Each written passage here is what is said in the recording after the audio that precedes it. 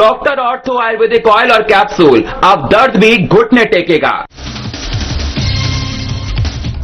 मुख्यमंत्री विष्णुदेव साय का गोवा दौरा, सीएम प्रमोद सावंत से की सौजन्य मुलाकात, आपसी हितों से जुड़े विषयों पर हुई चर्चा।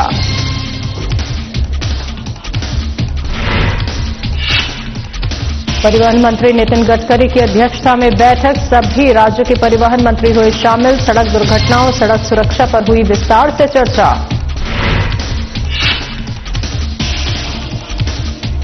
प्रथम राष्ट्रीय रोवर रेंजर जम्बूरी का शुभारंभ, राज्यपाल रमेन डेका ने किया कार्यक्रम का शुभारंभ। देश विदेश के 15,000 प्रतिभागी होंगे शामिल।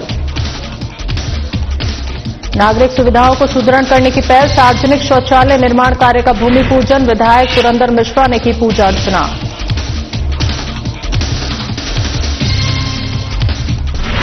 और छोटे व्यवसाय करने वालों को नोटिस जारी, बुलडोजर चलाने दी गई धमकी, पीड़ितों ने सांसद से लगाई मदद की गुहार।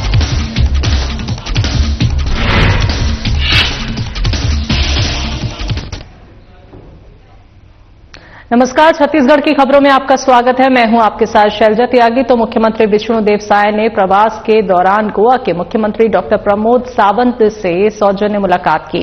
इस अवसर पर दोनों मुख्यमंत्रियों के बीच आपसी सहयोग और साझा हितों से जुड़े विषयों पर आत्मीय चर्चा हुई।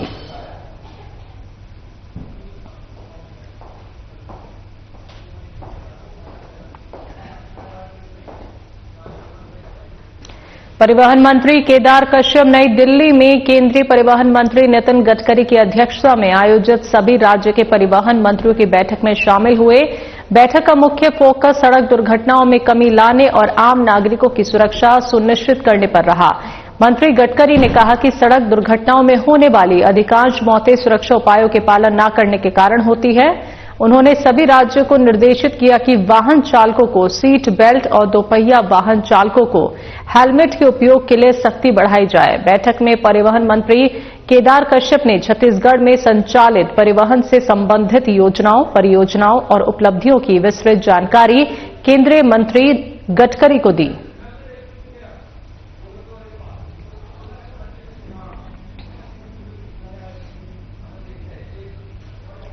कुर्मी भवन बालोद में सिटी प्रेस क्लब बालोद का स्थापना दिवस, विचार गोष्ठी और सम्मान समारोह का आयोजन किया गया, जिसमें लोकतंत्र की रक्षा में मीडिया की भूमिका को लेकर आमंत्रित अतिथियों ने अपने अपने विचार व्यक्त किए।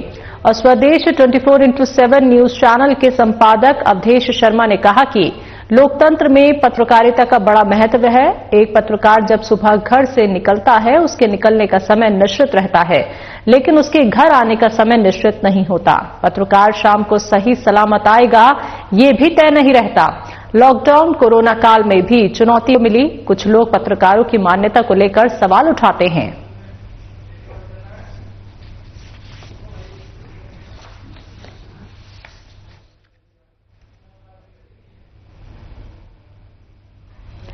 जेसीआई के प्रकल्प लीड कनेक्ट इवॉल्व 2026 के अंतर्गत जेसीओएमएल रायपुर 2.0 जोन 27 की ओर से रायपुर के विमतारा आयोजन स्थल पर भव्य अवार्ड नाइट एवं शपथ ग्रहण समारोह का आयोजन किया गया। कार्यक्रम के प्रथम सत्र में मेगा विजिटर्स सेशन आयोजित हुआ, जबकि द्वितीय सत्र में अवार्ड सेरेमनी और शपथ ग्रहण समारोह आयोजित हुआ। इस अवसर पर मुख्य अतिथि के रूप में पीपीपी जेएफआर राजेश अग्रवाल की नोट स्पीकर अमितेश पाठक मौजूद रहे। कार्यक्रम में साल 2025 के उत्कृष्ट कार्यों के लिए सदस्यों को सम्मानित किया गया और वर्ष 2026 की नई कार्यकारिणी का शपथ ग्रहण संपन्न हुआ।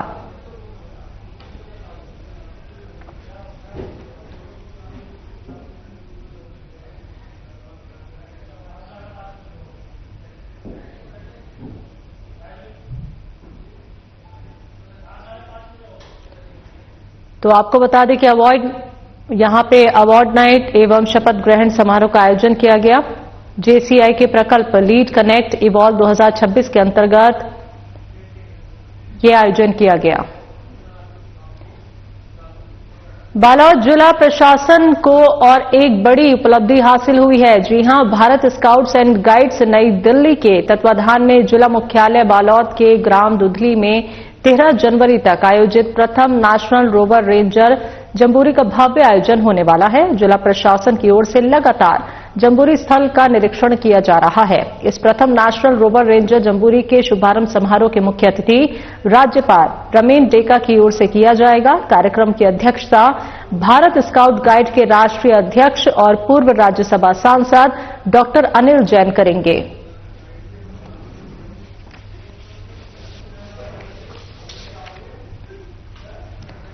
कांकेर जिले के ग्राम चनार से नरहरपुर के बीच प्रस्तावित सड़क चौड़ीकरण कार्य का भूमि पूजन किया गया। ये परियोजना 40 करोड़ 23 लाख रुपए की लागत से पूरी की जाएगी। इस मार्ग के चौड़ीकरण की मांग को लेकर क्षेत्र के ग्रामीण लंबे समय से आवाज उठाते आ रहे थे। सड़क सक्रिय होने के कारण आए दिन दुर्घटनाएं होती थी। वहीं राहगीरों और स्कूली बच्चों को भी भारी परेशानियों का सामना करना पड़ता था। जब राज्य में कांग्रेस सरकार थी तब कांकेर के तत्कालीन विधायक आसाराम नेताम के नेतृत्व में इस मांग को लेकर पदयात्रा भी निकाली गई थी। बाद में बीजेपी की ओर से टिकट दिए जाने पर विधायक आसाराम नेताम ने क्षेत्रवासियों से वादा किया कि विधायक बनने के बाद इस मांग को पूरा किया जाएगा और आज भूमि पूजन के साथ वो वादा साकार होता दिख रहा है।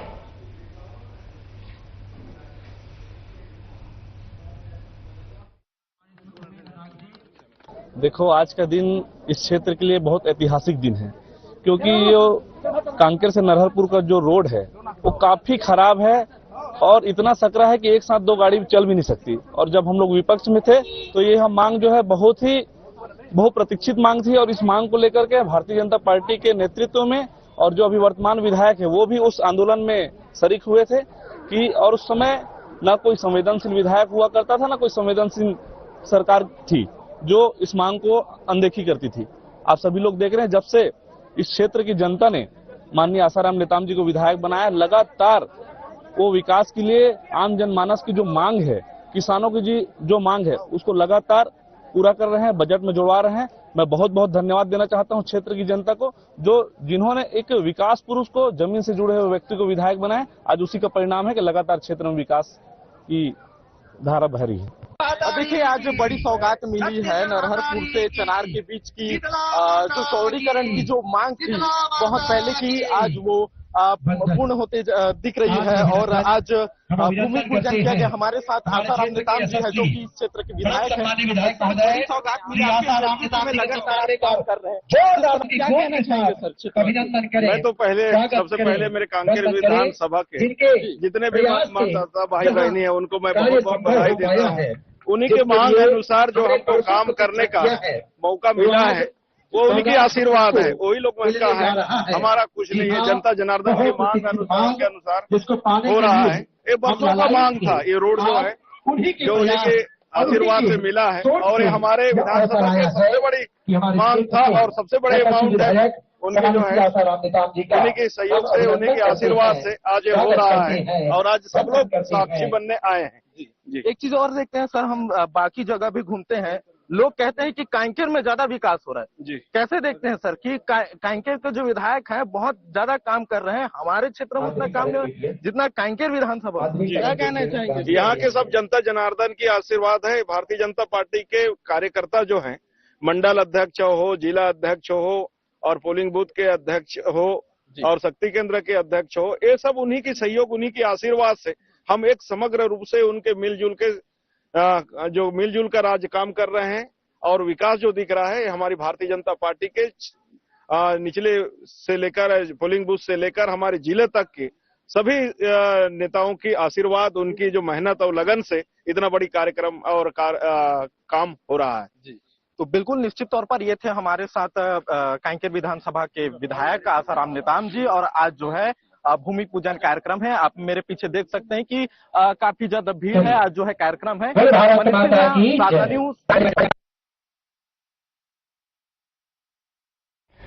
उत्तर विधानसभा क्षेत्र के अंतर्गत सिविल लाइन वार्ड क्रमांक 46 स्थित जवाहर उद्यान में नागरिक सुविधाओं को सुदृढ़ करने की दिशा में महत्वपूर्ण पहल की गई। क्षेत्र में आने वाले नागरिकों की लंबे समय से चली आ रही आवश्यकता को ध्यान में रखते हुए सार्वजनिक शौचालय निर्माण कार्य का भूमि पूजन संपन्न हुआ।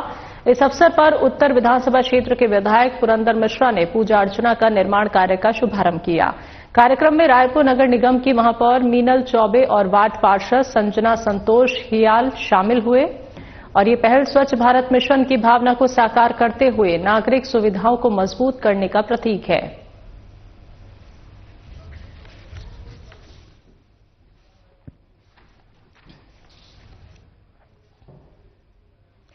तीस सालों से काबिज सब्जी वाले, पान ठेला, गुमटी वाले, छोटे छोटे व्यवसाय करने वालों को नोटिस जारी कर बुलडोजर चलाने की धमकी दी गई है। इसी संबंध को लेकर पीड़ित वर्ग के लोग क्षेत्रीय सांसद ज्योत्सना चरणदास महंत के पास पहुंचे और मदद की गुहार लगाई, जहां उन्होंने संबंधित अधिकारियों के साथ फोन पर बातचीत की और लोगों को परेशान न करने के लिए निर्देश दिए।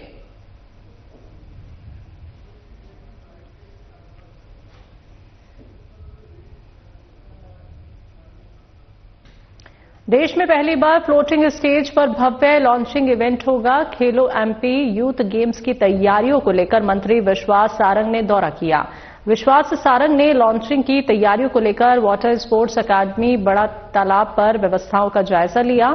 12 जनवरी को स्वामी विवेकानंद की जयंती पर खेलो एमपी यूथ गेम्स का आगाज होगा। मुख्यमंत्री डॉक्टर मोहन यादव के आतिथ्य में बड़े तालाब से शाम 6 बजे लॉन्चिंग होगी। सीएम यूथ गेम्स के मैस्कॉट, एंथम, लोगो और जर्सी की लॉन्चिंग करेंगे। लॉन्चिंग में 4 water projection, high quality display, torch lighting के माध्यम से फायरवर्क, लॉजरडेन लाइफ, 20 फीट की जर्सी आकर्षण का केंद्र होंगे। आपको बता दें कि 4 चरणों में 28 खेलों की प्रतियोगिताएं भी होंगी।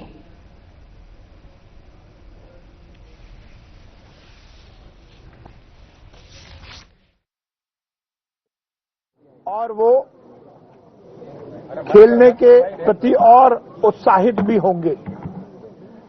देश में पहली बार हम एक नया प्रयोग कर रहे हैं, खेलो एमपी यूथ गेम। इस बार हम सिलेक्शन बेस्ड कर रहे हैं। सभी एसोसिएशन के सहयोग से जितने खेल संघ हैं उन सबके साथ मिलकर शायद देश में पहली बार किसी राज्य का खेल विभाग खेलो एमपी यूथ गेम का आयोजन कर रहा है। ग्रामीण भारत को आत्मनिर्भर बनाने की दिशा में एक और बड़ा कदम। तो जिला बीजेपी कार्यालय में आयोजित पत्रकार वार्ता में जिले के प्रभारी मंत्री नरेंद्र शिवाजी पटेल ने विकसित भारत ग्रामीण रोजगार आजीविका मिशन वीबीजी रामजी को ग्रामीण विकास की दिशा में ऐतिहासिक मील का पत्थर बताया। प्रभारी मंत्री ने कहा कि 2047 के विकसित भारत का सपना गांव के विकास से ही पूरा होगा। ये मिशन 4 मजबूत स्तंभों पर आधारित है, जिसका लक्ष्य सिर्फ रोजगार देना नहीं बल्कि रोजगार के साथ साथ स्थायी परिसंपत्तियों का निर्माण करना है। इसके साथ ही उन्होंने बताया कि मनरेगा के तहत अब रोजगार के दिन बढ़ाकर 125 दिन किए गए हैं और वीबीजी रामजी योजना के जरिए ग्रामीण श्रमिकों को लगभग 185 दिन का गांव में ही काम मिलेगा। इससे न सिर्फ पलायन रुकेगा बल्कि किसानों को समय पर श्रम भी उपलब्ध होगा।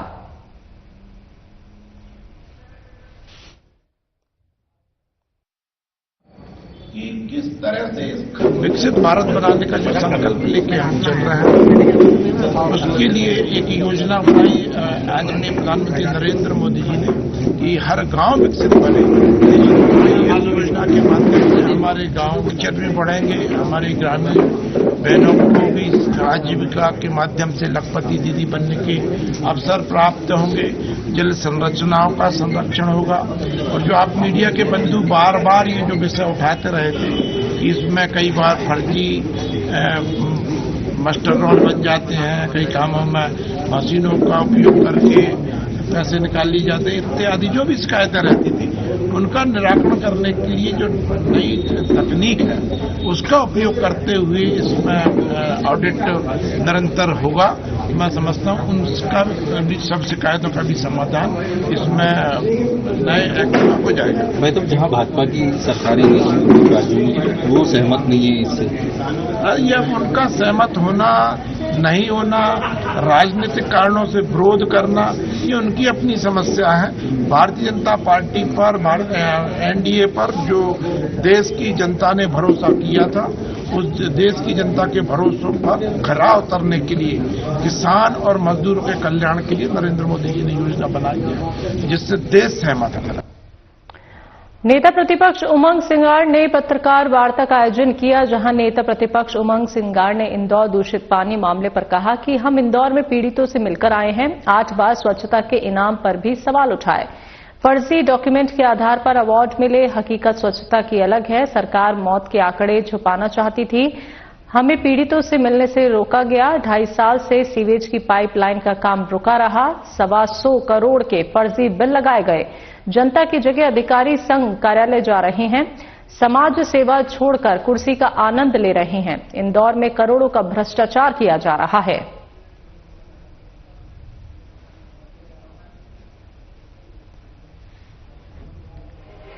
साथियों, मैं समझता हूं कि जो इंदौर का रोजमर्रा की मजदूरी करते, रोजमर्रा के जीवन चलाते, इंदौर को चलाते हैं, उन गरीब परिवारों की स्थिति बड़ी खराब है। एक भूरी टेकरी का मैं उदाहरण देना चाहता हूं, आपको वीडियो क्लिप भी मैं आपको उपलब्ध कराऊंगा। नर्क है, नर्क। जहां सो रहे हैं कमरों में, वहीं पे सीवेज का पानी आ रहा है। जहां पार्किंग अपनी मल्टी में होती है, पूरी सड़ान भरी हुई पूरी, और 800 फ्लैट, मतलब 2500 वहां पर स्लम एरिया के लोग रहते हैं, जिसको सरकार ने आईडीए से बना के दिया था। तो क्या वो लोग अधिकार नहीं है उनको जीने का? मैं समझता हूं कि आप से मैं निवेदन करूंगा कि आप लोग एक बार भूरी टेकरी के आपके संवाददाता जाए, वहां पे देखे कैसे सड़ान के अंदर लोग रह रहे हो।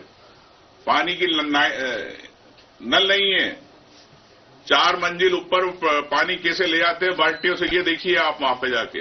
वहां पर आंगनवाड़ी कैसी लग रही है कचरों के अंदर, वो आप देखिए। तो मैं समझता हूं ये इंदौर की सच्चाई है। शुजालपुर नगर पालिका परिषद में स्वच्छ सर्वेक्षण 2026 की भव्य शुरुआत की गई। इस अवसर पर अधिमान्य पत्रकार और जिलाध्यक्ष अभिषेक सक्सेना को स्वच्छता ब्रांड एम्बेसडर नियुक्त किया गया। नगर पालिका अध्यक्ष बबीता बेनी प्रसाद परमार ने उन्हें नियुक्ति पत्र प्रदान कर शुभकामनाएं दी। कार्यक्रम में स्वच्छता सभापति दीप्ति कपिल व्यास, सीएम ओम प्रकाश शर्मा सहित अन्य अधिकारी उपस्थित रहे। आपको बता दें कि स्वच्छता के क्षेत्र में उत्कृष्ट कार्य करने वाले स्वच्छता चैंपियनों को भी सम्मानित किया गया। सभी ने स्वच्छता अभियान में सक्रिय सहभागिता की शपथ ली।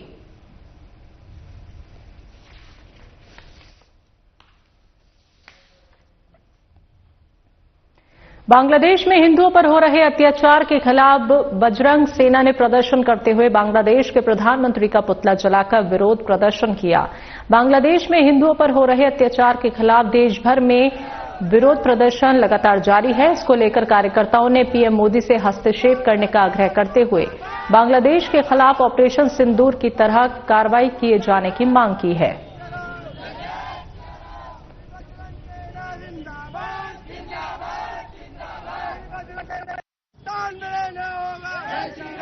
श्री बजरंग सेना द्वारा प्रदेश महामंत्री मोहित विश्वकर्मा ने आज उज्जैन में टावर चौक पे बांग्लादेश के खिलाफ प्रधानमंत्री का पुतला दहन करा है और हमारे हिंदू भाइयों को जितनी भी जगह अत्याचार हो रहा है उन्हें जिंदा जलाया जा रहा है। हमारी बहन बेटों के साथ में जो गलत हो रहा है उनके साथ में लव जिहाद हो रहा है, हमारी गौ माता के साथ में जो अत्याचार हो रहा है उसके सभी के खिलाफ हमने आज ये इतना बड़ा आयोजन करके और प्रशासन को इसका नोटिस दिया है कि अगर हमारे हिंदू भाइयों के साथ में अगर कुछ अच्छा नहीं होता है तो हम और प्रचंड रूप से आगे आकर और बड़ा आंदोलन करेंगे।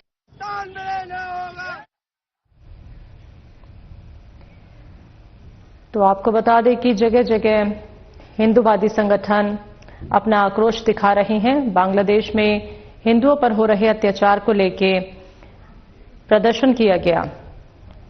तो बजरंग सेना ने बांग्लादेश के पीएम का पुतला भी जलाया और साफ तौर पर उन्होंने कहा है कि प्रधानमंत्री मोदी को इसमें हस्तक्षेप करना चाहिए। स्थानीय निवासी ईश्वर नांदगांवकर और अन्य लोगों के अनुसार रैयतवाड़ी से मजदूरों को लेकर एक बुलेरो वाहन महाराष्ट्र गया था। मजदूरों को सुरक्षित छोड़ने के बाद वाहन वापस लौट रहा था और इसी दौरान देर रात सालबर्डी पुलिया पर कार अचानक अनियंत्रित होकर नीचे गिर गई। गनीमत रही कि हादसे के समय वाहन में केवल चालक मौजूद था। चालक को हल्की चोटें आई, जबकि किसी तरह की जानहानि नहीं हुई है। दुर्घटना के तुरंत बाद स्थानीय लोगों ने तत्परता दिखाते हुए चालक को सुरक्षित बाहर निकाल लिया और इलाज के लिए अस्पताल में भर्ती कराया।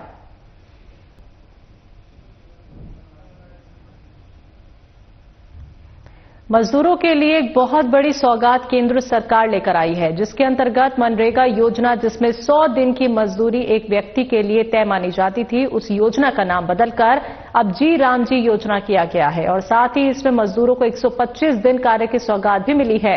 इसी योजना को लेकर मुख्यमंत्री डॉक्टर मोहन यादव ने बीजेपी प्रदेश कार्यालय में बीजेपी प्रदेश अध्यक्ष हेमंत खंडेलवाल और मंत्रियों की उपस्थिति में जी राम जी बिल के विषय में विस्तृत रूप से बताया। उन्होंने कहा कि पहले इस योजना में 100 दिन की ही मजदूरी मिलती थी, लेकिन अब केंद्र सरकार ने इस योजना में 125 दिन मजदूरी के दिन कर दिए हैं। इसमें जो मजदूरी पहले से तय थी उसी आधार पर मजदूरी मिलेगी और साथ ही जल्द ही मजदूरी को भी और बढ़ाया जाएगा। ये सरकार की एक महत्वाकांक्षी योजना है, जिसमें मजदूर वर्ग का ध्यान रखते हुए इसमें संशोधन किए गए। हालांकि इसमें विपक्ष सवाल भी उठाता है, प्रश्न भी करता है, लेकिन सरकार का काम है कि वो प्रगतिशील योजनाओं को बनाकर उन्हें लागू करे।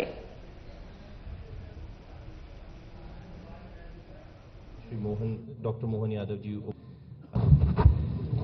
मध्य प्रदेश सरकार, भारत सरकार द्वारा जी राम जी जो वर्तमान में हमारे सबके लिए ग्रामीण क्षेत्र में काम करने के लिए ज्यादा अनुकूलता के साथ, ज्यादा धनराशि के साथ सभी प्रकार के चीजों को जोड़ करके ये जो नया बिल आया है, जिसके माध्यम से मध्य प्रदेश के लिए एक सौभाग्य रहेगा, क्योंकि सबसे बड़ा भौगोलिक एरिया में से दूसरे नंबर का राज्य हमारा है।